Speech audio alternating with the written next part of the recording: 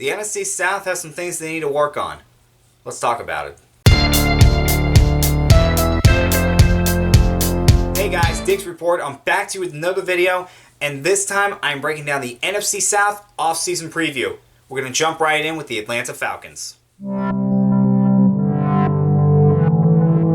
Alright, and for the Falcons, their top free agent is Vic Beasley.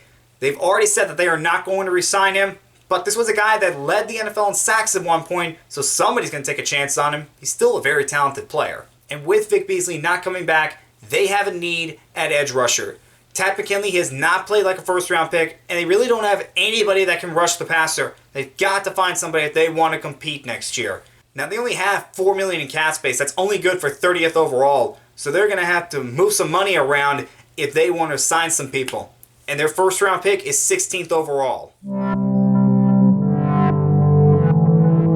Carolina has an interesting decision to make this offseason, whether to keep Cam Newton or trade him. Now, they do have the 7th overall pick, so maybe they'll use that on a quarterback.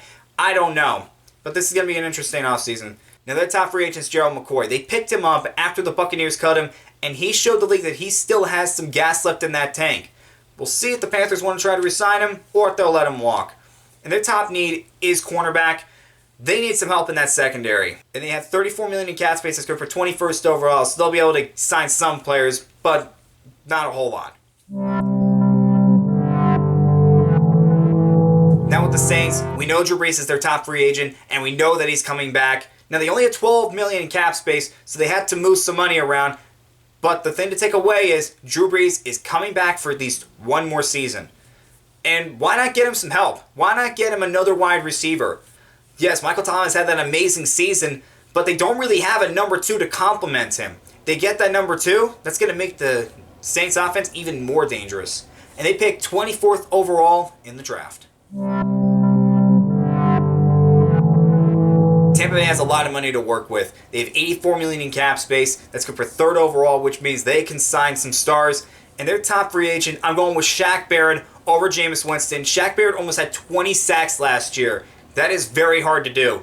Now, it looks like they're going to franchise him over Winston, and I think that's the right move. I think Barrett is the better player. And for me, their top need is offensive tackle. They need some help on that offensive line. It was not very good last year, and they picked 14th overall in the draft. Alright guys, that was the NFC South offseason preview. Next up is the AFC West. See you then.